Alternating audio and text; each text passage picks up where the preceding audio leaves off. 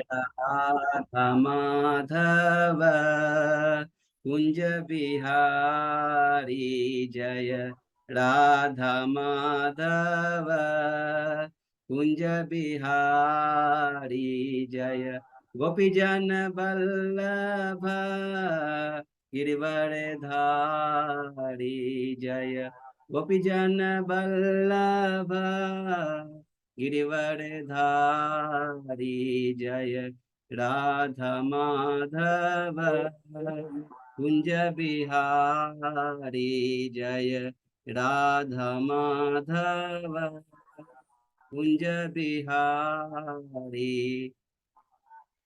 यशोदानंदन ब्रज जन रंजन यशोदानंदन ब्रज जन रंजन यमुना तीर बनचारी यमुना तीर बनचारी जय राधा माधव कुंज बिहारी जय राधा माधव कुंज बिहारी हरे कृष्णा कृष्णा कृष्णा हरे हरे हरे राम राम राम हरे हरे हरे कृष्णा कृष्णा कृष्णा हरे हरे हरे राम राम राम हरे हरे हरे कृष्णा कृष्णा कृष्णा हरे हरे हरे राम राम राम हरे हरे गोविंद बोलो हरि गोपाल बोलो गोविंद बोलो हरि गोपाल बोलो राधा रमन हरि गोविंद बोलो श्री राधा रमन हरि गोविंद बोलो जय राधा दामोदर राधे जय राधा गोविंद राधा गोविंद राधे जय राधा गोपीनाथ राधे जय राधा मधुसूदन राधे जय राधा मदन मोहन राधे जय राधा कुंज बिहारी राधे जय राधा केशव राधे जय राधा गोविंद राधे जय राधा माधव राधे जय जगन्नाथ बलदेवा जय सुभद्रा जय गौरानिताय श्री श्री गौरानिताय जय निताय गौरांगो जय गौरा हरि जय सचिनंदन गौरा हरि जय प्रभुपाद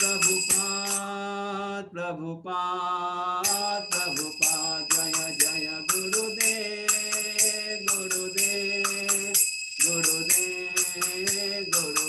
निताय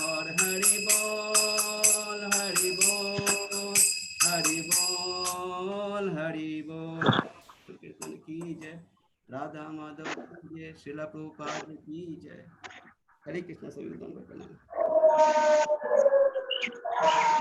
आपका म्यूट है प्रभु जी बहुत बहुत धन्यवाद अजय पोदार पर बहुत ही सुंदर कीर्तन के लिए बहुत ही सुंदर विग्रह के दर्शन करने के लिए। आशा करता हूँ सभी भक्तों ने बहुत अच्छे से कीर्तन किया होगा। अभी हम लोग मंगलाचरण करते हैं, ठीक है। ओम अज्ञानतिमिरान्धस्य ज्ञानाञ्जनशलाकया चक्षुरुन्मीलितं येन तस्मै श्रीगुरुवे नमः। श्रीचैतन्यमनोभीष्टं स्थापितं येन भूतले स्वयं रूप कदा मह्यं ददाति स्वपदान्तिकम्।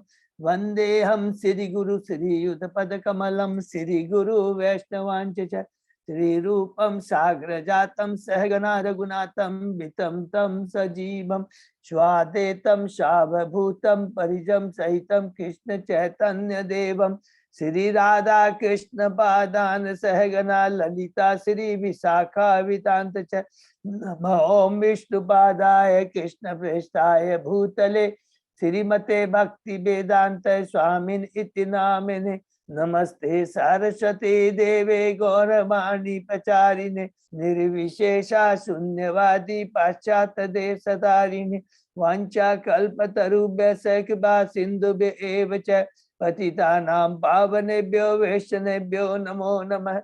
नमो महावदान्याय कृष्ण प्रेम प्रदायते कृष्णाय कृष्ण चैतन्य नामने गौरत्विषे नमः। हे कृष्ण करुणा सिंधु दीन बंधु जगतपते गोपेश गोपिका कांत राधा कांत नमस्तुते।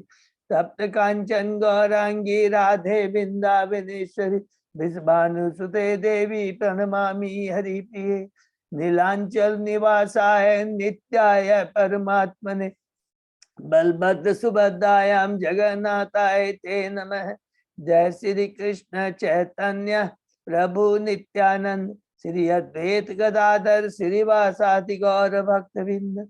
मुखम करोति वाचालम पंगुलंगे गिरिम यत्कृपातं तं वन्दे श्री गुरु मदीनतारिणम परमानंद माधवम श्री चैतन्य ईश्वरम। हरे कृष्ण कृष्ण कृष्ण हरे हरे हरे राम राम राम हरे। श्री श्री मंगलाचरण की जय, शिला प्रभुपाद की जय। हरे कृष्णा।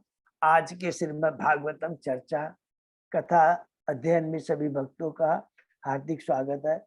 सभी भक्तों के चरणों में मेरा दंडवत प्रणाम है। गुरु आचार्य साधु की हमारे पर विशेष कृपा है कि हम सब भक्त लोग मिल करके श्रीमद् भागवतम की चर्चा कर पा रहे हैं, अध्ययन कर पा रहे हैं। ये बहुत ही दुर्लभ है। मनुष्य योनि मिल जाएगी, लेकिन भक्तों का संग, भक्तों के संग में रह करके भगवत चर्चा करना और अपने जीवन को सार्थक बनाना बहुत ही दुर्लभ है। और यही जीवन का परम लक्ष्य है। ये भगवान की हम सब लोग पर बहुत बड़ी कृपा है। हम भगवान गुरु आचार्य को हृदय से धन्यवाद देते हैं। अभी हम लोग कैंटो 3 के 27वें अध्याय में, जिसका शीर्षक है प्रकृति का ज्ञान, और उसके पहले हमने 26 अध्याय कंप्लीट किए हैं, जिसको बहुत ही फास्ट संक्षेप में हम लोग दोहराते हैं। प्रथम 4 अध्याय में हमने बार बार रिपीट किया है। विदुर और उद्धव जी का संवाद है। विदुर जी के प्रश्न है, दिव्य प्रश्न है, भगवान से संबंध है कि किस प्रकार भगवान की ने वृंदावन की लीलाएं और भगवान के वृंदावन के बाहर की लीलाओं के बारे में बताइए, जिसका उत्तर उद्धव जी दूसरे 3 अध्याय में देते हैं। 4 अध्याय में उद्धव जी बताते हैं कि भगवान ने उनको दिव्य ज्ञान प्रदान किया था, जो अर्जुन को भी उन्होंने भगवत गीता के माध्यम से और ब्रह्मा जी को भी कैंटो 2 के 9वें अध्याय में चतुश्लोकी माध्यम के माध्यम से नहीं दिया। विदुर जी बड़े आतुर हो जाते हैं उस दिव्य ज्ञान को प्राप्त करने के लिए, लेकिन मर्यादा को ध्यान में रखते हुए उद्धव जी विदुर जी को मैत्रेय मुनि के पास में, जो कि हरिद्वार में गंगा नदी के तट पर विराजमान है, भेज देते हैं। 5वें 6ठे अध्याय में बहुत सुंदर है विदुर जी का और मैत्रेय मुनि का बारे में। तो 5वां अध्याय का शीर्षक है विदुर जी और मैत्रेय का संवाद, जिसमें विदुर जी प्रश्न करते हैं कि जीव का वास्तव में कल्याण क्या है, और भगवान की हमें जो कर्णोदक्षाय विष्णु है, महाविष्णु है, उनकी सृष्टि के बारे में बताइए। उसमें किस प्रकार 23 एलिमेंट, उसके बाद में किस प्रकार शेष देवता भगवान से प्रार्थना करते हैं, और 6ठे अध्याय में भगवान ने अपनी विवश शक्ति भेजते हैं, 23 अमलगमेट होकर विराट रूप की सृष्टि होती है। इसका हमने डिटेल में बहुत डिटेल में वर्णन सुना। 7वें अध्याय में प्रवेश करते हैं। अब उद्धव जी जीव तत्व के बारे में और ईश्वर तत्व के बारे में। 8वें अध्याय में हमने पढ़ा ब्रह्मा जी का प्राकट्य, जो गर्भोदय से विष्णु के नाभि से जो कमल निकलता उससे ब्रह्मा जी की कैसे प्रकट हुए। 9वें अध्याय में ब्रह्मा जी की स्तुति है भगवान को कि आपने मुझे सृष्टि का कार्य दिया है, और सृष्टि का कार्य क्या है? रजोगुण से होता है। सृष्टि रजोगुण से, पालन सतोगुण से, और संहार तमोगुण से होता है। इसके बारे में पढ़ा। तो रजोगुण के प्रभाव में आकर मैं अपने को करता न मन न बैठू, ऐसी कृपा हमें प्रदान कीजिए। और भगवान कहते हैं हे ब्रह्मा, तुम्हें जरा भी चिंता करने की दरकार नहीं है, रजोगुण तुम्हारे पास तक नहीं फटक पाएगा। 10वें अध्याय में सृष्टि के विभाग शीर्षक है, जिनमें प्राकृतिक सृष्टि और वैकृतिक। प्राकृतिक मीन्स कारण दक्षाई विष्णु द्वारा, और वैकृतिक ब्रह्मा जी की सृष्टि। 11वें अध्याय में परमाणु से समय की गणना, जिसमें समय के बारे में, मनवंतर के बारे में, मनुओं के बारे में, काल के बारे में, कल्प के बारे में हमने बहुत डिटेल में डिस्कस किया। 12वें अध्याय से शुरू होता है ब्रह्मा जी की सृष्टि। मोह, तमह, मोह, महामोह, तमिश्रम, अर्धतमिश्रम, अर्थात प्रथम ब्रह्मा जी 4 अविद्या को उत्पन्न करते हैं, और उसके बाद में प्रथम चतुष्कुमारों को, उसके बाद में रुद्र, उसके बाद में पुनः 10 संतान उत्पन्न करते हैं, जिसमें 9 ऋषि और 1 नारद, और अंत में कपल को उत्पन्न करते हैं, स्वयंभू मनु और सतरूपा। 13वें अध्याय से लेकर 13वें अध्याय में है बराह भगवान का अवतार, जिसमें किस प्रकार बराह भगवान पृथ्वी का उद्धार करते हैं, श्वेत बराह। और उसी अध्याय में हमने संक्षेप में पढ़ा हिरण्याक्ष, जो कि रक्त बराह और नील बराह, कि किस प्रकार हिरण्याक्ष का भगवान वध करके उसे मुक्ति प्रदान करते हैं। 14वें अध्याय में कश्यप मुनि और दीति, किस प्रकार उनके दीति के गर्भ में संध्या समय 2 असुर उनके गर्भ में आते हैं, और दीति अपने गलती के लिए पश्चाताप करती है, और कश्यप उन्हें सांत्वना देते हैं कि तुमने पश्चाताप किया तो भगवान की परम भक्त हो, घबराने की दरकार नहीं है, भगवान स्वयं अपने दोनों पुत्रों का उद्धार करेंगे, और इतना ही, प्रहलाद जैसा महान भक्त तुम्हारा पुत्र होगा। हरि बोल। 15वें अध्याय में हम प्रवेश करते हैं, जिसमें ईश्वर के साम्राज्य का वर्णन, बहुत ही सुंदर वर्णन है। किस प्रकार ब्रह्मा जी, देवता जब ब्रह्मा जी के पास पहुंचते हैं, देवता क्यों पहुंचते ब्रह्मा जी के पास में?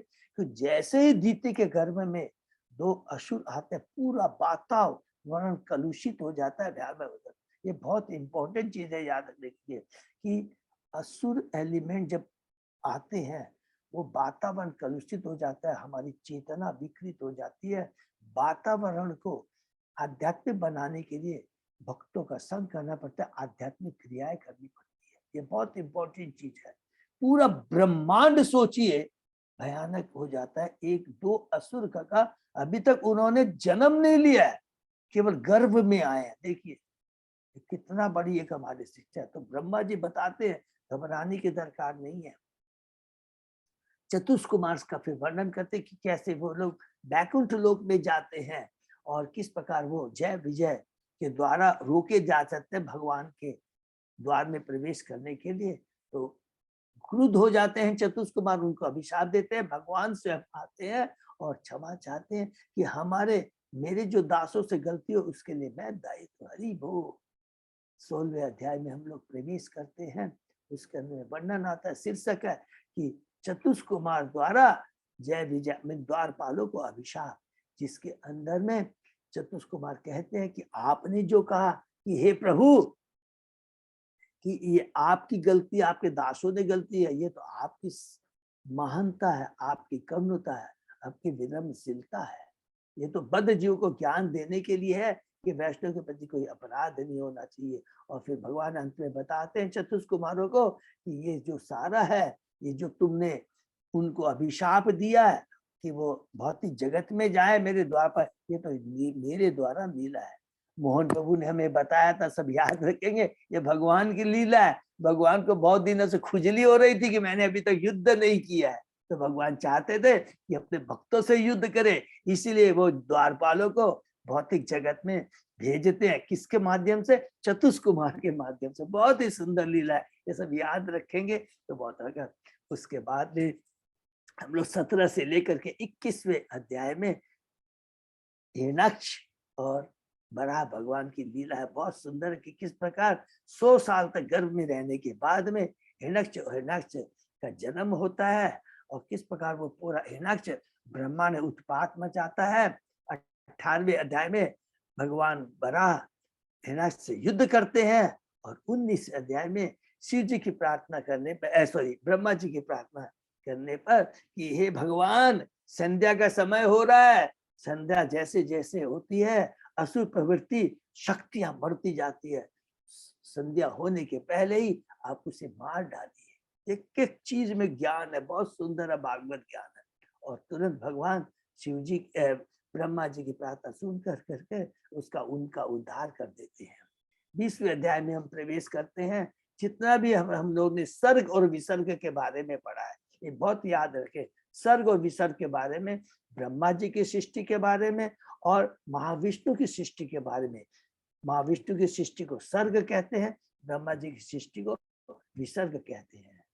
तो उसका संक्षेप में वर्णन, 21 से लेकर 24 अध्याय बहुत ही इंपॉर्टेंट है।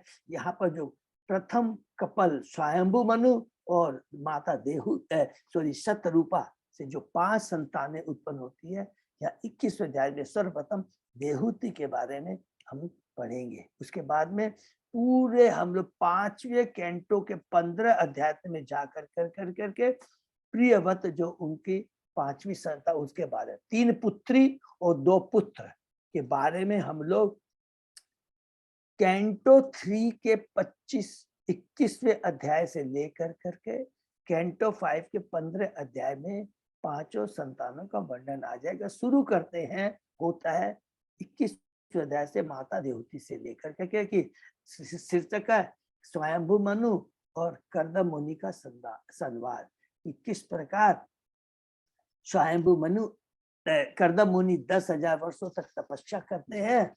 किस चीज के लिए? भगवान के आदेश का पालन करने के लिए। और वो आदेश किससे मिला था? भगवान जी से ब्रह्मा जी को मिला था। और ब्रह्मा जी से किसको मिला है?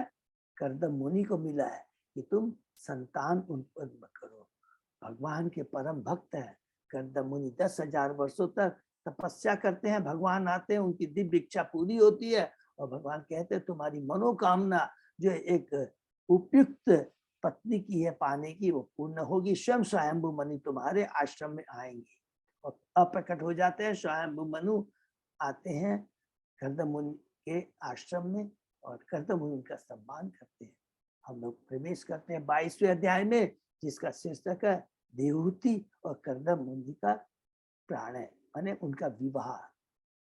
किस प्रकार इस कर्दम मुनि स्वयंभू मनु कर्दम मुनि को ग्लोरीफाई करते हैं कि आप भगवान के मुख हैं, और आप ही हम बद्ध जीवों को, हम जैसे क्षत्रियों को ज्ञान देते हैं कि एक क्षत्रिय का, एक राजर्षि का क्या कर्तव्य होता है। मेरी प्रार्थना है कि आप मेरी पुत्री को स्वीकार कीजिए। कर्दम मुनि स्वीकार करते हैं, उनका ब्याह होता है, और वो स्वयंभू मनु अपनी पत्नी को लेकर के वापस सम्राट को चले जाते हैं, अपने राज्य में चले जाते हैं। 23वें अध्याय में प्रवेश करते हैं, देहूति का शोक, जिसमें देहूति अपने पति की कितने तन मन धन से उनकी सेवा करती है। कर्दम मुनि प्रसन्न होते हैं, और देवहूति माता के गर्भ से 9 कन्याएं उत्पन्न होती है, बहुत महान होती है, जिनका महान ऋषियों से 9 महान ऋषियों से ब्याह होता है। और अंत में देवहूति कहती है, ये बहुत ही इंपॉर्टेंट है, बोलेंगे प्रभु बार बार करते, क्योंकि एक ही चीज बार बार पढ़ना है। ये देखिए भागवतम का, गीता का, एक सबसे इंपॉर्टेंट चीज याद रख लेंगे, एक ही चीज को बार बार याद करना। हम बद्ध जीव हैं, एक ही चीज है, वही दिव्य है कि भगवान और भगवान के आदेश का हमें बार बार याद करना है।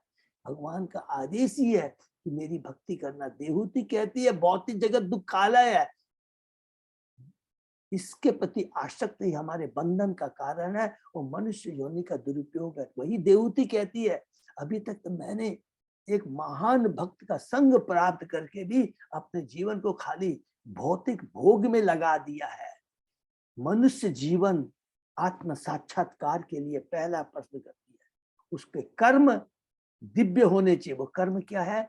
वो कर्म जो हमारे को भगवान से संबंधित हो, और जब भगवान से संबंधित हमारे कर्म होंगे तो वो हमारी विरक्ति उत्पन्न करेंगे। किसके प्रति? असत्य के प्रति।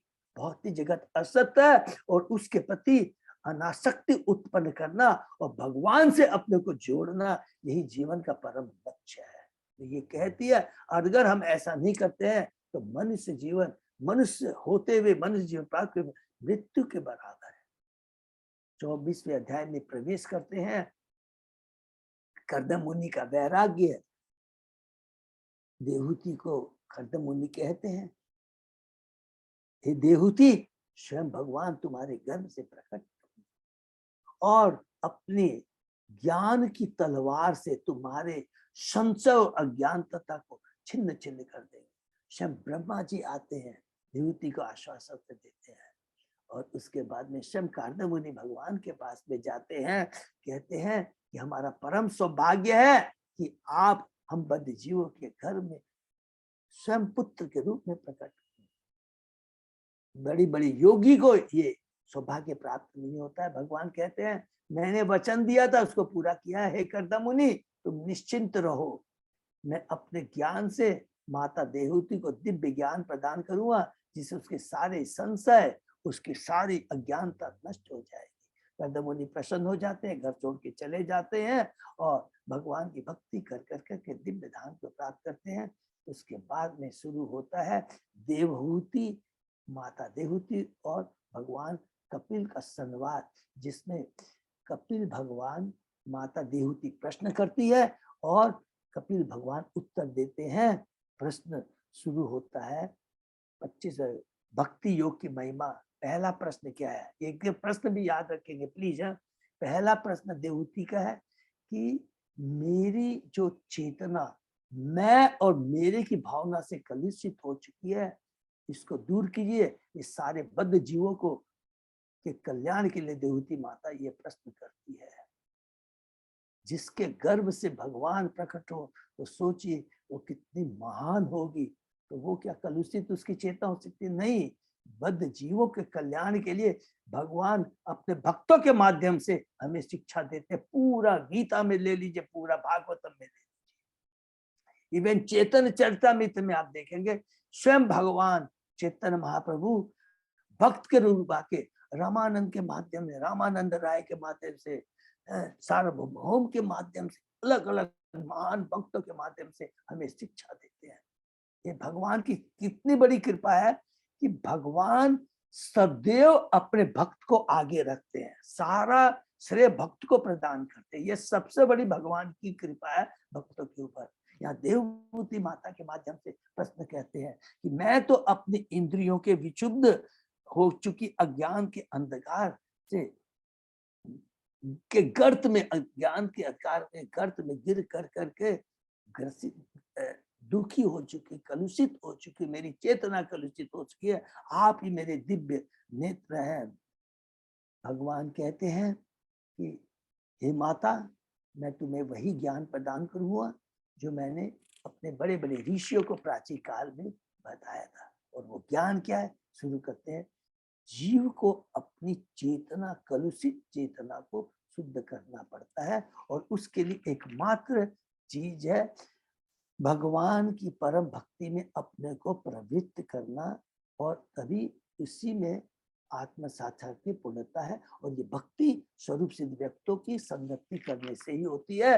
स्वरूप सिद्ध व्यक्तियों की एसोसिएशन से भौतिक आसक्ति के प्रति जो आसक्ति है वो नष्ट हो जाती है। बहुत इंपॉर्टेंट बात कहते हैं। पहला भक्ति, और भक्ति कैसे? स्वरूप सिद्ध व्यक्तियों का भगवान के भक्तों का संग करने से ही आसक्ति नष्ट होती है। और एक बार भगवान की भक्ति करने से जितनी भी हमारी इंद्रिय तृप्ति या भौतिक चीजों पर रुचि है वो नष्ट हो जाती है। तो दूसरा प्रश्न करती है देवहूति माता कि आपने कहा भक्ति की हो, तो कौन सी भक्ति किया जाए? तो वो कहते हैं कि तीव्र भक्ति करनी चाहिए, भाव भक्ति करनी चाहिए।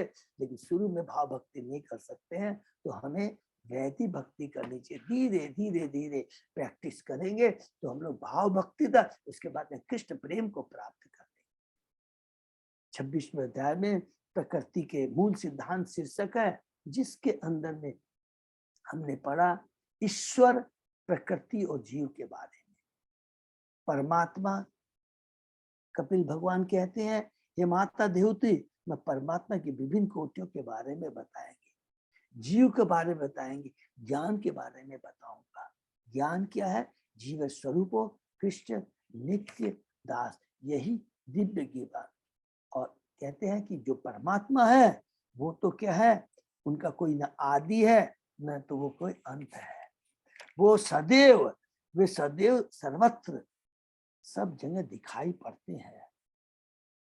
वो भौतिक जगत की सृष्टि करते हैं, भौतिक जगत में लीला करने के लिए आते हैं, लेकिन उस पर लिप्त नहीं होते। ये देखिए परमात्मा का ज्ञान, तत्व ज्ञान जो है ना, भगवान और जीव का, तो भगवान का तत्व ज्ञान क्या है कि भगवान शाश्वत है, परमेश्वर है, वो कभी भी भौतिक जगत की सृष्टि करते हैं अपनी बहिरंग शक्तिमान, लेकिन उसमें कभी भी लिप्त नहीं होते।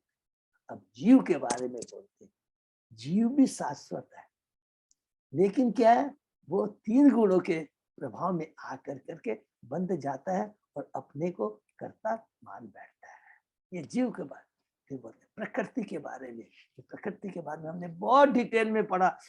देखिए इतना सबसे बड़ी चीज है प्रकृति क्या है, जीव की इच्छा को पूर्ति करने के लिए परमात्मा प्रकृति ये भौतिक जगत की सृष्टि करते हैं। फिर हमने पूरा डिटेल में पढ़ा कि किस प्रकार प्रधान, महत्त्व, अहंकार, अहंकार सत्वगुण, रजोगुण, तमोगुण में रहता है। अलग अलग 23 एलिमेंट, 24, 25, 26, 27, 28 एलिमेंट तक सबको याद है ना। 23 एलिमेंट, फिर 24वां कौन सा है? काल। 25वां कौन सा है? परमात्मा। 26वां कौन सा है? महत्त्व। 27वां कौन सा है? प्रधान। सब अलग अलग है, कभी कहीं 23 लिखा, कहीं 24, सब करेक्ट है, सब याद रखेंगे। और अंत में हमने पढ़ा था 5 सेंस के बारे में, इंद्रिय विषय के बारे में बहुत डिटेल में पढ़ा। शब्द, स्पर्श, रूप, रस, गंध, इसको याद रखेंगे बहुत डिटेल में, किसका एक दूसरे से रिलेशन है, कि किस प्रकार पृथ्वी के अंदर में सारे शब्द, स्पर्श, रूप, रस, गंध पाए जाते हैं। शब्द से पूरा पृथ्वी तक प्रकट होती है, ये हमने पूरा डिटेल में पढ़ा। और ये किससे उत्पन्न होता है याद रखेंगे, जब मिथ्या अहंकार होता है। जब मिथ्या अहंकार जब जीव में आता है तो उसको भगवान भोगने के लिए, सारी चीज करने के लिए वो ये सारी चीज उत्पन्न करते हैं। और इसके ओरिजिनल क्रिएटर है भगवान, कारणोदक्षाय विष्णु, ये याद है। फिर हम लोग प्रवेश करते हैं जीव, प्रकृति और परमात्मा। अब 27वें अध्याय में प्रवेश करते हैं। इसमें शीर्षक है प्रकृति का ज्ञान। इसके अंदर में हम लोग क्या पढ़ रहे हैं? जीव की वास्तविक, जीव की के बारे में तत्व ज्ञान। स्टार्टिंग ये करते हैं कि जीव शाश्वत है, वो भगवान का शाश्वत सच्चिदानंद रूप है। ब्रह्म स्थिति में जब वो रहता है, जब वो 3 गुणों से ऊपर रहता है, वासुदेव चेतना में रहता है, तब उसे मालूम रहता है कि वो भगवान का अंश है और भगवान की सेवा के लिए। इसको बोलते हैं ब्रह्म अवस्था, स्वरूप सिद्ध अवस्था, अकलुषित चेतना। 3 गुणों से ऊपर वासुदेव चेतना में रहता है। लेकिन भौतिक जगत में आकर करके 3 गुणों के प्रभाव से उसको लगता है कि मैं बंध गया हूं, बंधता नहीं है। ये 2 चीज हमें याद रखें, ये प्रकृति का ज्ञान यहाँ पर मिला है। जैसे सूर्य है, सूर्य का प्रकाश जब उसका रिफ्लेक्शन, प्रतिबिंब जल पे पड़ता है तो लगता है कि जब जल हिल रहा है तो वो भी हिल रहा है। सूर्य का रंग, जल का रंग लाल है तो वो भी अपने को लाल कहता है। अगर वो कीचड़ वाला रंग है तो अपने को कीचड़ है। इस प्रकार वो सपना देखता है कि सपने में जिस प्रकार कि उसका शरीर काट दिया गया, माथा काट दिया गया, वो डर जाता है। लेकिन जब सपने से जब मुक्त होता है, 3 गुणों के प्रभाव से जब मुक्त होता है तो उसको मालूम पड़ता नहीं, मैं तो एज इट इज हूं, मुझे कुछ भी नहीं हुआ। ये देखिए पूरा जीव के बारे में बार बार यहाँ ज्ञान प्रदान किया जाता है। और उसके बाद में हमने पढ़ा 7 से लेकर के 11 श्लोक के अंदर में कि जो भक्त होता है। भक्त मीन्स जिसको ज्ञान होता है। देखिए ज्ञानी को भी ये बहुत चीजें कंफ्यूजन होगा जब हम पढ़ेंगे। उसका संभाव होता है और वो तीनों गुणों से ऊपर होता है, संभाव होता है। तो जो ज्ञानी भी होता है ना, उसको भी ये ज्ञान रहता है, ध्यानी को भी ये ज्ञान रहता है। तो ज्ञानी यहाँ पर ये चीज बहुत इंपॉर्टेंट, भगवान कपिल का ये दर्शन शास्त्र शाक्य, इसमें ज्ञान के बारे में भी, ध्यानी के बारे में भी और भक्त के बारे में भी बोल रहे हैं। तो ये जो एनालिटिकल स्टडी है किसके बारे में है? पदार्थ और स्पिरिट मीन्स, पदार्थ मीन्स भौतिक और आध्यात्मिक। तो पदार्थ हो गया ये भौतिक जगत, और स्पिरिट का मतलब हो गया आत्मा और परमात्मा के बारे में, और परमात्मा का, आत्मा का इस प्रकृति से क्या संबंध है। तो जो ज्ञानी होता है उसको भी मालूम है कि ये भौतिक जगत दुखालय, इसे में मुक्त होना पड़ता है। तो इस प्रकार अलग अलग यहाँ पर किया। और लास्ट में कल हम लोगों ने जो पढ़ा, बहुत इंपॉर्टेंट पढ़ा था, कि उसमें बताते हैं कि जो मिलीन, क्योंकि उसमें लिखा है कि जब भौतिक जगत मायावादी होते हैं, उसमें लिखा था मायावादी चिंतन ब्रह्म के निर्गुण तेज में लीन होने की संतुष्टि करते हैं, यही उनका लक्ष्य या गंतव्य होता है। किंतु भगवान का भक्त होता है वो लीन रहता है। देखिए लीन रहता है, सारे भौतिक कार्यों में लीन रहता है, लेकिन वो सदैव जागृत रहता है। अर्थात इसका मतलब क्या हुआ कि वो भौतिक कार्य करने के बावजूद भी वो अपने को उसमें लिप्त नहीं रखता है। अर्थात उसके सारे जो कार्य होते हैं, सारी जो इंद्रिया होती है, 5 इंद्रिया, वो भगवान की सेवा में ही उसकी नियुक्त रहती है। भौतिक जगत में रहते हुए भी अपनी सारी इंद्रिया, मन, बुद्धि, अहंकार को भगवान की सेवा में लगाए रहता है, इसलिए उसको जागृत कहते हैं। देखिए खाली ज्ञान से नहीं होगी, बहुत इंपॉर्टेंट चीज याद रखिए।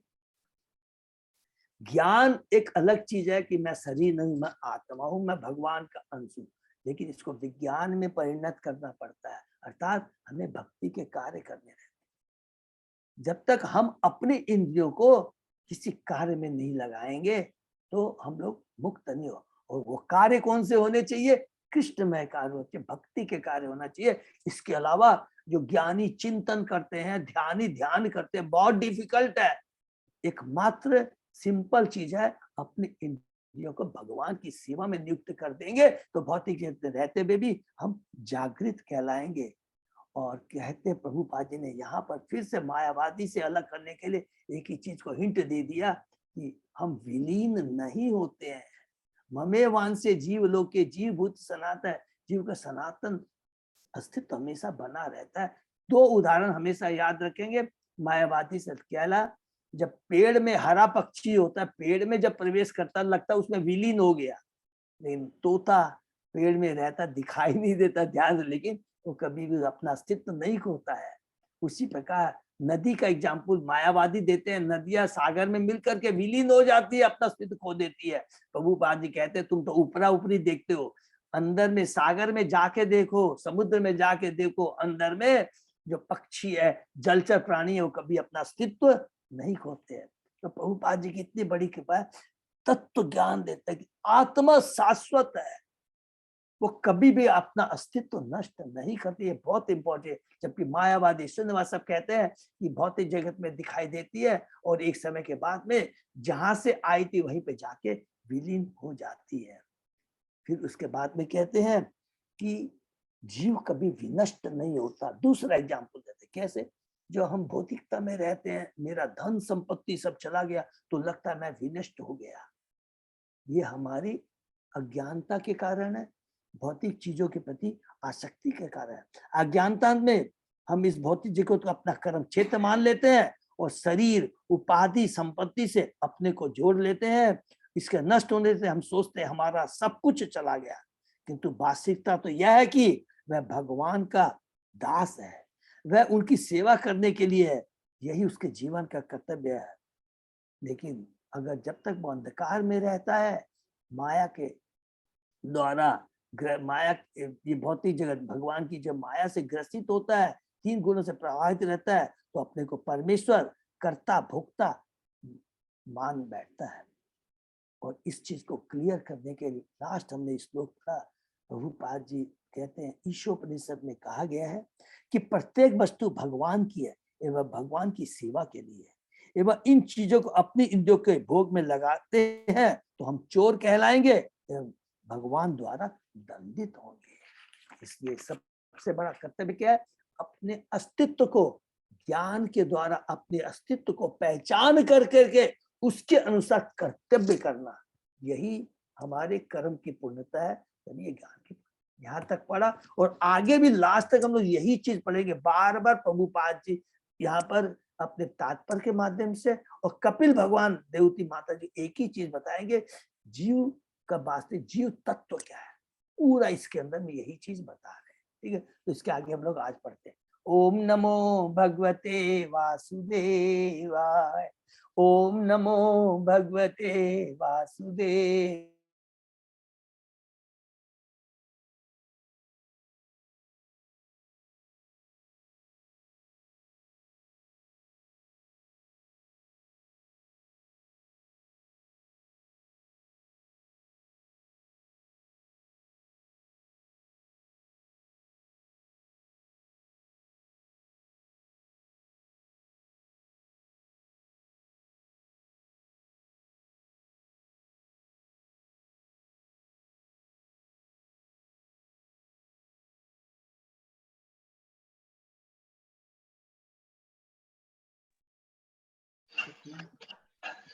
अभी आवाज नहीं आ रही आपकी। हेलो प्रभु जी, म्यूट हो गए हैं। नहीं नहीं, शायद नेटवर्क इशू हुआ है कुछ। अभी आज बाहर है ना, आउट ऑफ कलकत्ता है ना। अच्छा अच्छा अच्छा, तो नेटवर्क का प्रॉब्लम होगा। हाँ हाँ, फिर भी क्लास ले रहे हैं प्रभु जी, आउट ऑफ। 2 मिनट वेट करते हैं फिर ज्वाइन करेंगे।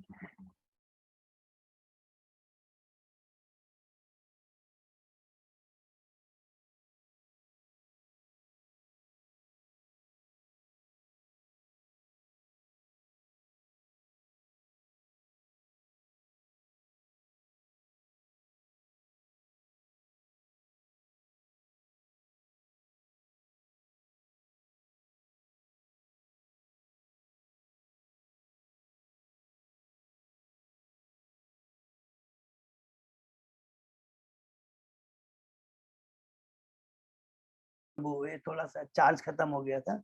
नहीं ठीक है प्रभु जी। तो हम लोग शुरू करते हैं। कैंटो 3 अध्याय 27 श्लोक नंबर प्रभु बताएंगे? 17 से है ना? हाँ 17 से प्रभु जी। हरे कृष्ण। तो हम लोग शुरू करते हैं। ओम नमो भगवते वासुदेवाय, ओम नमो भगवते वासुदेवाय, ओम नमो भगवते वासुदेवाय। नारायण नमस्कृत्य नरं चैव नरोत्तमं देवी सरस्वती व्यासं ततो जयम् उदीरे। नष्टप्रायेषु अभद्रेषु नित्यं भागवत सेवया भगवती उत्तम श्लोके भक्ति भवति नैष्ठिकी। आराधयो भगवान ब्रजेश तनय ततदाम वृंदावनम रमया काचित उपासना व्रजवधु वर्गेण्या कल्पिता। श्रीमद्भागवतम प्रमाणम अमलम प्रेमा पुमर्तो महान। श्री चैतन्य महाप्रभो मतम इदम तत् आदरो न पर। हरे कृष्ण कृष्ण कृष्ण हरे हरे, हरे राम राम राम हरे हरे। अध्याय 3 चैप्टर 27 श्लोक नंबर 17। रेवतिवाच पुरुषं प्रकृति ब्रह्मन् न विमुचन्ति करहिचित् अन्योन्यं अपाश्रयत्वात् त्वत्वाच्च नित्यत्वात् अन्यो प्रभु। श्री देवहूति ने पूछा, बहुत इंपॉर्टेंट है, देखिए अब देवहूति पूछ रही है भगवान से जीव के बारे में कि हे ब्राह्मण, क्या कभी प्रकृति आत्मा का परित्याग करती है? क्योंकि इनमें से एक दूसरे के प्रति शाश्वत रूप से आकर्षित रहता है, तो उसका पृथकत्व कैसे संभव है?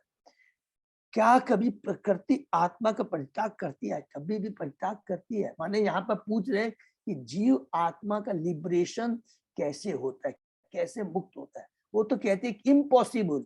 एक बार जीव बद्ध जीव बन जाता है, प्रकृति के बस में आ जाता है, तो क्या वो अभी विलग हो सकते हैं? संभव है? प्रभुपाद जी तात्पर्य में इसमें बोलते हैं, कपिल की माता देहूति यहाँ पर अपना पहला प्रश्न पूछती है, यद्यपि मनुष्य जानता है कि आत्मा तथा पदार्थ भिन्न है। देखिए, ज्ञानी को ज्ञान है कि आत्मा और शरीर अलग है, किंतु न तो दार्शनिक चिंतन से और न उपयुक्त ज्ञान से उसको विलग किया जा सकता है। आत्मा परमेश्वर की तटस्था शक्ति है और पदार्थ बहिरंगा शक्ति है। पदार्थ अपरा शक्ति है, प्रकृति अपरा, भौतिक जगत अपरा प्रकृति है, और जीव क्या है? परा प्रकृति है। दोनों प्रकृति है, इसको याद रखिए, दोनों स्त्री लिंग है। ये दोनों नित्य शक्तियां न जाने किस तरह मिल गई है कि अब इनको एक दूसरे से विलग करना कठिन है। तो फिर यह कैसे संभव है कि प्रत्येक जीव मुक्त हो सके? व्यवहारिक अनुभव द्वारा यह देखा जा सकता है कि जब आत्मा को शरीर से विलग कर दिया जाता है तो शरीर का कोई अस्तित्व नहीं रहता, और जब शरीर को आत्मा से विलग किया जाता है तो आत्मा का अस्तित्व नहीं दिखता। यहाँ पे बोलते हैं कि अस्तित्व, शरीर का तो अस्तित्व खत्म हो जाता है, पंचभूत में मिल जाता है, लेकिन आत्मा का अस्तित्व दिखाई नहीं देता है। ऐसा नहीं कि उन्होंने वर्ड किया प्रभुपाद जी विलीन हो जाता, नष्ट नहीं, दिखाई नहीं देता। जब तक आत्मा तथा शरीर मिले रहते हैं हम समझते हैं कि जीवन है, किंतु इनको विलग होते ही शरीर या आत्मा का अस्तित्व नहीं दिखता। देहूति द्वारा कपिल से पूछा गया यह प्रश्न शून्यवाद दर्शन से थोड़ा बहुत प्रेरित है, क्योंकि मायावादी शून्यवादी क्या कहते हैं कि चेतना पदार्थ के संयोग से उत्पन्न है, ये शून्यवादी कहते हैं। और जो ही चेतना चली जाती है भौतिक संयोग विलीन हो जाता है, अतः अंत में शून्य के अतिरिक्त और कुछ नहीं रहता। मायावाद दर्शन में चेतना की अनुस्थिति को निर्वाण कहते हैं। निर्वाण का मतलब है कि अंतिम निर्वाण, मुक्ति, माने लास्ट रिसोर्ट क्या है कि इस भौतिक जगत से जब ये सारी चीजें चली जाती है तो शून्य में जाने के विलीन हो जाती है। That is the ultimate destination. ये मायावादी शून्यवादों का दर्शन है। नेक्स्ट, यथा गंधस्य भूमे च न भाव व्यतिरेकतः अपाम रसस्य च यथा तथा बुद्धे परस्य च। जिस प्रकार पृथ्वी तथा उसकी गंध या जल तथा उसके स्वाद का कोई पृथक अस्तित्व नहीं होता, उसी तरह बुद्धि तथा चेतना का कोई पृथक अस्तित्व नहीं हो सकता।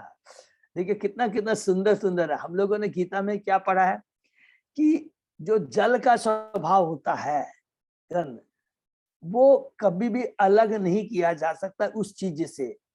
उसी प्रकार जीव का जो है उसका क्या है स्वभाव, क्या उसका सनातन धर्म क्या है? भगवान की सेवा।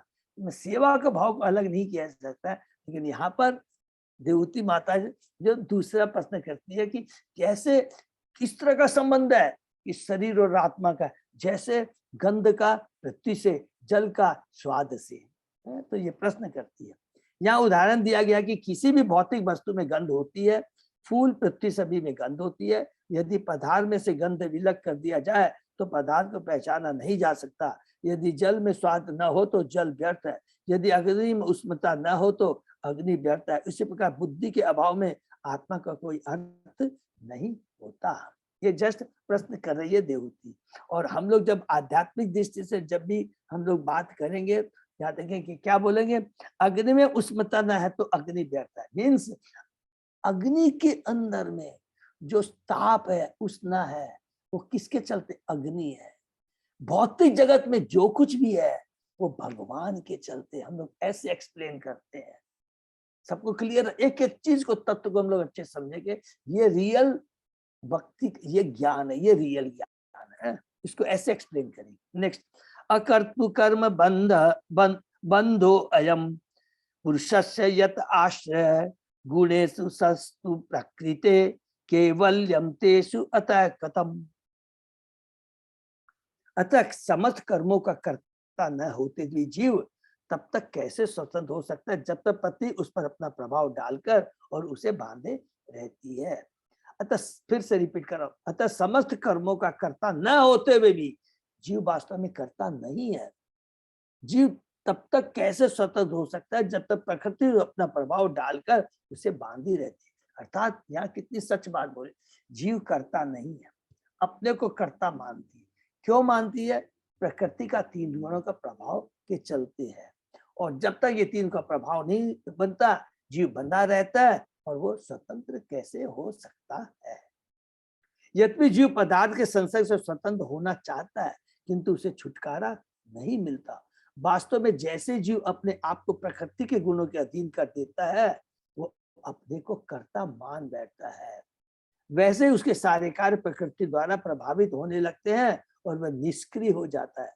भगवद गीता में इसकी पुष्टि इस प्रकार हुई है, प्रकृति कर्माणि गुणे कर्माणि कर्मसः। माने बहुत सुंदर श्लोक है कि वास्तव में सारे कार्य प्रकृति करते हैं, किंतु अज्ञानता के कारण जीव अपने को कर्ता मान बैठता है। कि भगवान भगवद गीता में बताते हैं, वह झूठे ही सोचता है कि वह कर्म कर रहा है, जबकि दुर्भाग्य वह निष्क्रिय अकर्ता रहता है। दूसरे शब्दों में उसे प्रकृति के नियंत्रण से निकलने का अवसर नहीं मिलता, क्योंकि वह पहले ही बद्ध हो चुका है। भगवद गीता में यह भी कहा गया है कि प्रकृति के पास से छूट पाना बहुत कठिन है। वह अन्य प्रकार से वह सोचने का प्रयत्न कर सकता है कि अंततः वह हर वस्तु शून्य, ईश्वर कहीं नहीं है, और यदि प्रत्येक वस्तु का आधार आत्मा है तो भी वह निराकार है। यह चिंतन चलता रह सकता है, किंतु वास्तव में प्रकृति के पास से छूट पाना अत्यंत कठिन होता है। मैं ही करता हूँ, सब कुछ मैं हूँ, भगवान परमेश्वर बोल के कुछ नहीं है।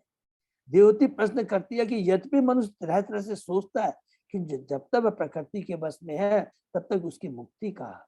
इसका उत्तर भगवद गीता में 7वें अध्याय के 14 में प्राप्त है। केवल वही जिसने भगवान कृष्ण के चरण कमलों की शरण ले ली है, मामे ये प्रबंधनते माया के चंगुल से छूट जाता है। देवी हेसा गुणमयी मम माया दुरत्या मामे ये प्रबंधनते माया ते हम तरंती। बहुत सुंदर श्लोक है कि जब भगवान की शरण में जाता है तब ही वो वास्तव में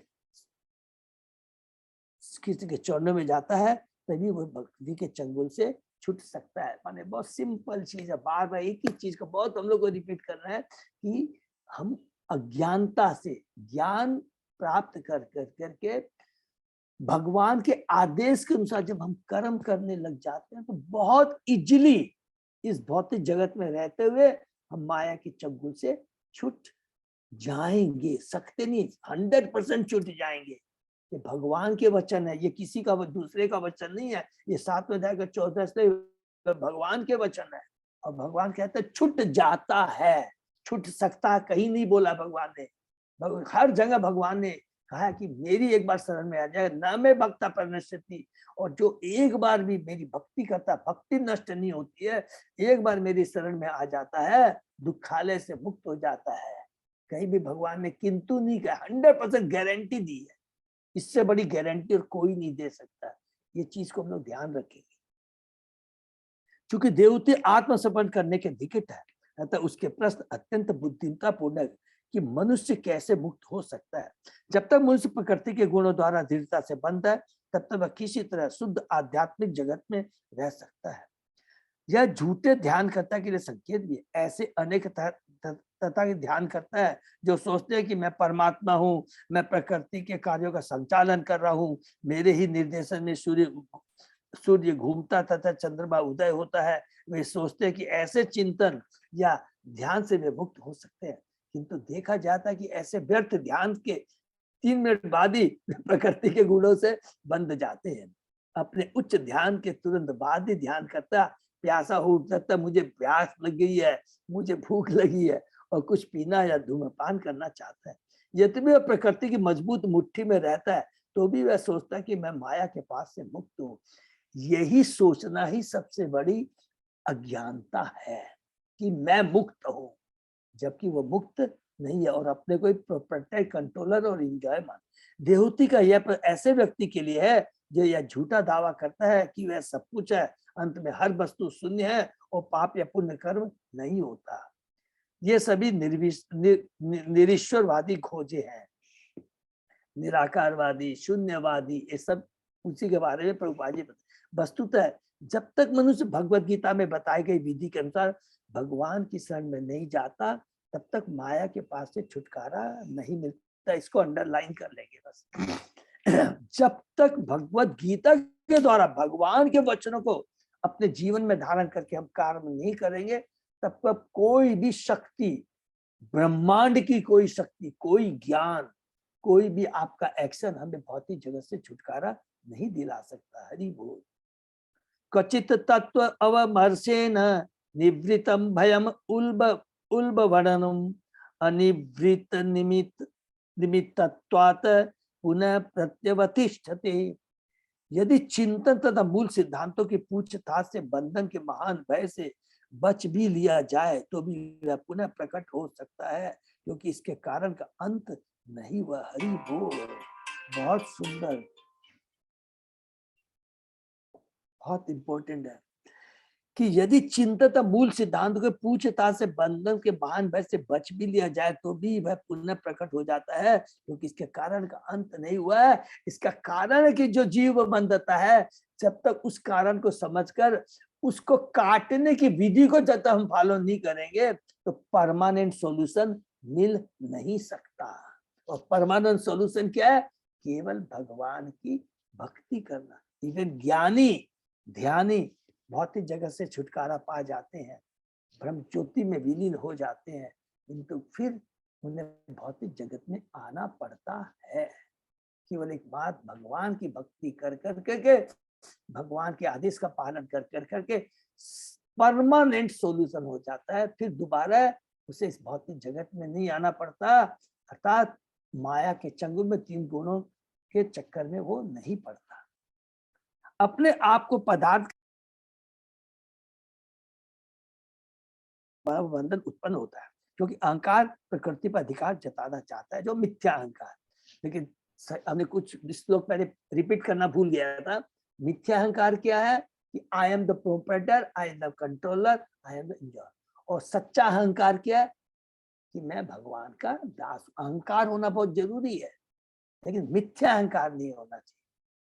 सच्चा सत्य अहंकार होना। सत्य अहंकार, मैं भगवान का दास हूं, भगवान मेरे स्वामी है और उनकी सेवा में अपने को नियुक्त करना ही मेरा जीवन का लक्ष्य है। ये शाश्वत धर्म है। जैसे कि जल का हमने पढ़ा है कि धर्म क्या है? उसका बहना। शाश्वत धर्म क्या है? सेवा करना। और सेवा किसी करना? भगवान की सेवा करना। भगवत गीता का 7वें अध्याय 27वां कथन है, इच्छा देश समुत्थेन है। जीवात्मा में दो प्रकार की रुचियों का उदय होता है। एक है इच्छा, जिसका अर्थ प्रकृति पर अधिकार जताना या परमेश्वर के समान महान बनना। प्रत्येक व्यक्ति इस संसार में महानतम पुरुष बनना चाहता है।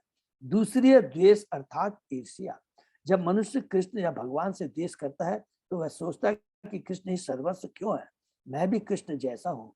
ये दो बातें, भगवान बनने की इच्छा और भगवान से ईर्ष्या, भवबंधन के प्रारंभिक कारण है। इसको अंडरलाइन कर लेंगे कि मिथ्या अहंकार किस चीज को उपलब्ध देता है? I am the proprietor, enjoyer है।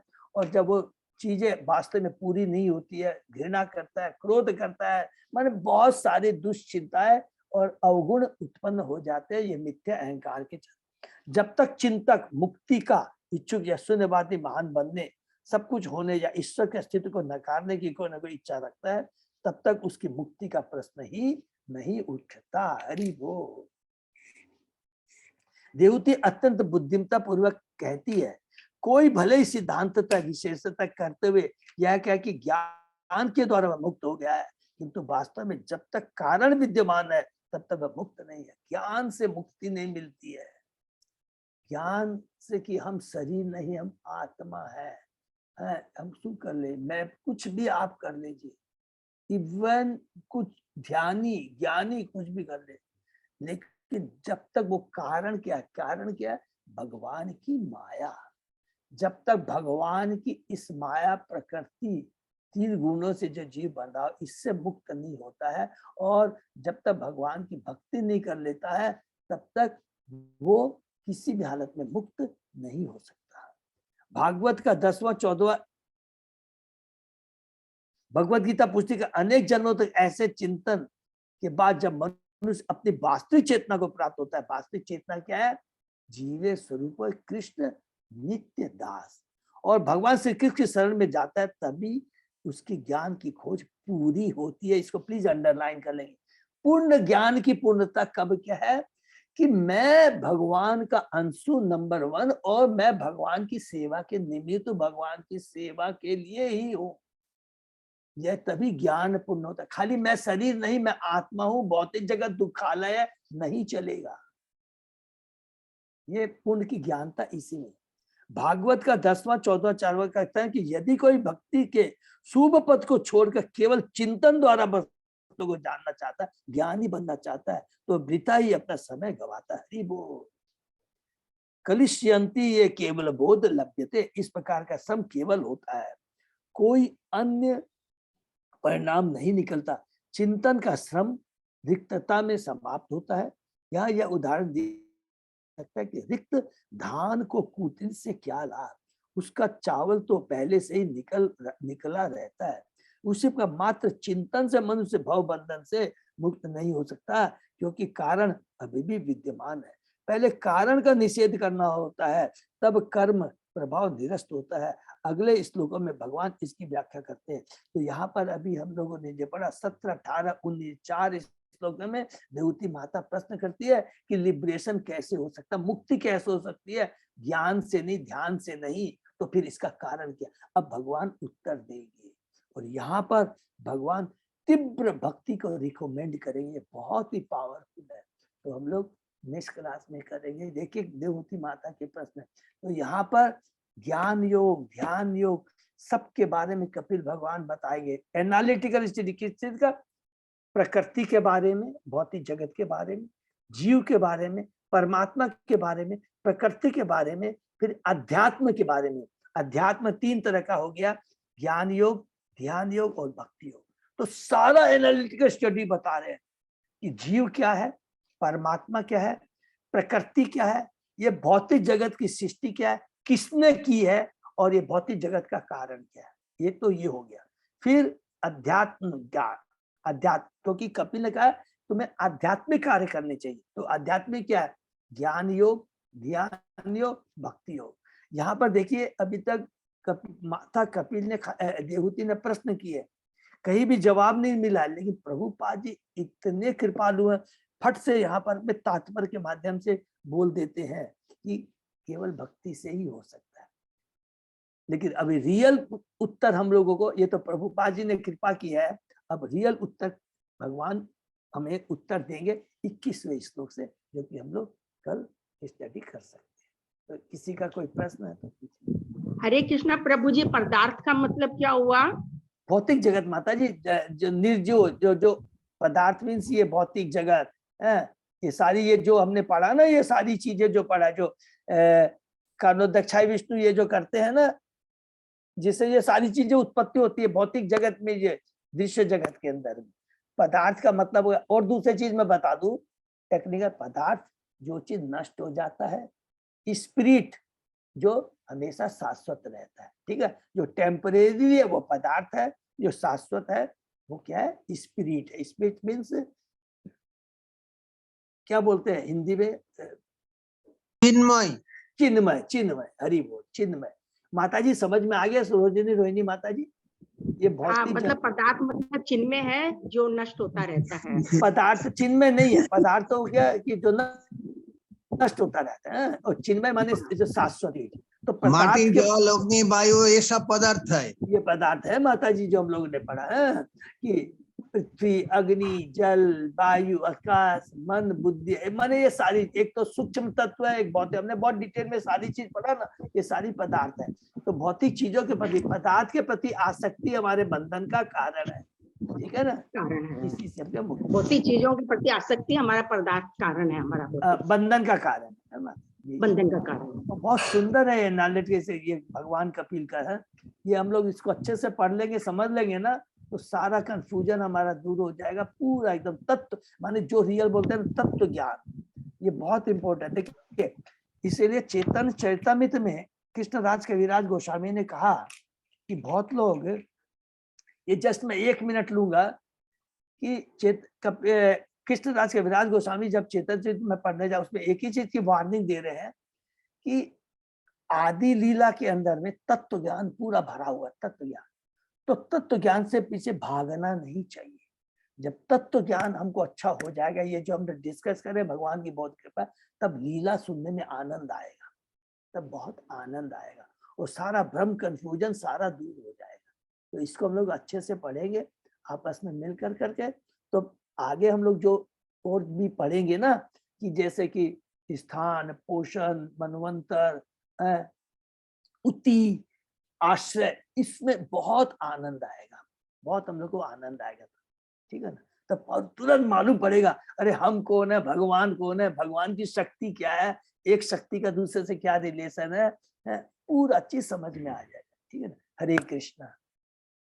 तो और कोई अजय प्रभु कोई भी अनाउंसमेंट है प्रभु? प्रभु जी अनाउंसमेंट कुछ नहीं है। थोड़ा सा वो जस्ट लॉन्ग टूर वाले में थोड़ा सा वो भक्तों ने वो डबलिंग कुछ किया था, वो मैंने ये बात नहीं कर पाए विकास प्रभु से, मैं कर लूंगा। तो अच्छा आप थोड़ा मोटा कर मोटी वो ठीक है, ऐसे सबक किया हुआ तो खाली एडजस्टमेंट ही करना है। अगर इन्होंने फॉर्म फिलअप नहीं किया तो वो अभी भी बता देंगे, मतलब ऐसा नहीं हो कि क्योंकि जो लिस्ट आई है फिर कोई अगर नहीं कर पा रहे और जाना भी चाह रहे हैं तो वो दिक्कत ना हो जाए। हाँ वो चीज बता सकते हैं। तो वो मैंने होल्ड कर रखा, थोड़ा मैं बाहर हूँ, तो मैं 28 तारीख, इसलिए क्या हुआ लिस्ट था, चेक कर लिया ना, जितना आया उतना मोटा मोटी आपके नॉलेज में जो जाना चाह रहे हैं उन लोगों ने फिलअप कर दिया है ना, या आपके नॉलेज हाँ में वो कर दिया, वो मैं चेक कर लिया, चेक कर लेना बस। वो वो किसी मैंने अच्छा, चेक कर प्रभु जी लिया। जैसे हेलो हरे कृष्णा प्रभु। हाँ वीरेंद्र प्रभु आपने 2 बार 2 किया है ना आपने प्रभु? ना मैंने जैसे उसमें लिखा हुआ था ना कि जितना रूम चाहिए उतने बार फॉर्म भरना पड़ेगा। मैंने तो जैसे मान लीजिए मेरा 6 जन है, उसमें एक रूम में तो 6 जन आ नहीं रहे ना। अच्छा अजय प्रभु ने मेरे को क्लियर रखा, यू आर राइट। कर दिए वो एक उसमें बेड, लिखा 4 हुआ है रूम, कि 2 जितना 4 बेड, 2 बेड और 3 बेड 3 बेड इस तरह से। अच्छा हाँ सॉरी याद आ गया। हाँ ठीक है इसमें खाली बस एक उनका इसलिए 2 बार रजिस्ट्रेशन भरना। चार्ज हो जाएगा। वो अजय प्रभु ने मेरा कंफ्यूजन था, ले अजय प्रभु ने मेरे को क्लियर कर दिया था, मैं भूल गया था। थैंक यू प्रभु, समझ गया। एकदम परफेक्ट है आपका वीरेंद्र को एकदम ठीक है ना। ठीक है। और अभी क्या करेंगे ना अजय प्रभु, थोड़ा स्टडी करके ना सबको इंडिविजुअली एक बार हम लोग रीचेक कर लेंगे अजय प्रभु है। तो क्या हुआ, मैं बाहर आ गया था, तो मैंने क्या किया, पहले सब लोग मीटिंग में बहुत मेरे को प्रेशर दे रहे थे कि 31 अगस्त को लास्ट डेट ऑफ पेमेंट करना चाहिए, लेकिन अभी मैंने रिक्वेस्ट करके 7 अगस्त को लास्ट डेट ऑफ पेमेंट कर दिया। ठीक है ना, तो तब हम लोग डिस्कस कर लेंगे। ठीक है ना, 7 August is the last date of payment. ठीक है ना, तो उसमें क्या हो रहा है ना, बहुत प्रेशर आ रहा है। तो मैं सब भक्तों से रिक्वेस्ट है, क्या हुआ कि बलदेव ग्रुप के कुछ भक्तों को जो रूम की इच्छा थी वो नहीं मिला तो अनऑफिशियली मैं डिस्कस कर रहा हूँ, क्षमा चाहे। तो कुछ लोगों को ये आशा है कि अरे जल्दी से जिन पहले हम लोग पेमेंट मांग लेंगे, जो पेमेंट टाइमली नहीं दे पाएंगे तो उनका रूम कैंसिल हो जाएगा तो आप लोग सब लोग मेंटली पे, आपको किसी को चिंता करने की दरकार नहीं, कोई पैसे की दरकार नहीं, बस खाली हम लोग चेक कर लेंगे कि आपने जो चाहा वही फिलअप हुआ है ना, कोई भूल से गलत तो नहीं हो गया। वही मैं अजय प्रभु बात करेंगे और उसके बाद में अगर कुछ चेंजिंग होगी तो कर लेंगे, अदरवाइज आप लोग निश्चिंत रहिएगा। और जैसे अजय प्रभु ने कहा, अगर वो कोई जाना भी चाहता है तो प्लीज जरूर चलेंगे, हम लोग पूरी चेष्टा करेंगे। ठीक है ना। हरे कृष्णा प्रभु जी। हरे कृष्णा माता जी। हाँ प्रभु जी, पेमेंट का किसका कैसे कितना क्या है सब बताना पड़ेगा, तो उस हिसाब से सबका पेमेंट। हाँ माता जी, वो है ना 1-2 दिन के अंदर में ना बता देगा, मैं करके लिस्ट में अजय प्रभु ना जैसे पोस्ट कर देंगे प्रभु, जय जगन्नाथ ग्रुप में करने से हो जाएगा ना अजय प्रभु। तो जय जगन्नाथ से सब जुड़े तो उसमें 7 लोगों को मिल जाएगा, तो अकॉर्डिंगली लीडर्स लोग अपने अपने मेंबर से कलेक्शन करके रख सकते हैं। ठीक है, थैंक यू प्रभु। Thank you. हरे कृष्णा। तो यहीं पे विराम देते हैं। हरि बोल। तो अब नेक्स्ट मंडे करेंगे प्रभु जी क्लास अपने? हाँ प्रभु, मंडे करते हैं, मंडे ट्यूसडे वेडनेसडे करेंगे। आप कब आएंगे वापस वहां से? मैं थर्सडे रात को आऊंगा प्रभु, फ्राइडे को शायद नहीं कर पाएंगे, तो मंडे ट्यूसडे वेडनेसडे तो रात को 12-1 बजे की फ्लाइट है वापस, तो ठीक देखूंगा।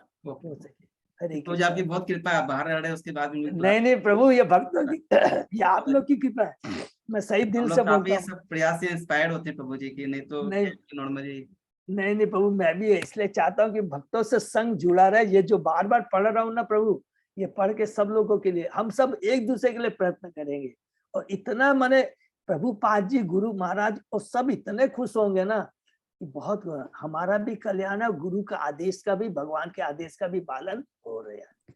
ठीक है ना। हरे कृष्ण। सब एक दूसरे के लिए प्रार्थना करेंगे। हरे कृष्ण। हरे कृष्णा प्रभु जी। दंडवत हरे प्रणाम। कृष्ण प्रभु जी, दंडवत प्रणाम। दंडवत प्रणाम आपका माता जी, बहुत बहुत दंडवत धन्यवाद। तो प्रणाम। आज के समय में आप दंडवत। हरि बोल, सोमवार हरि को बोल। अपने सुबह मिलते हैं। हरे कृष्ण। हाँ, हरे कृष्ण, हरे कृष्ण, हरे कृष्ण।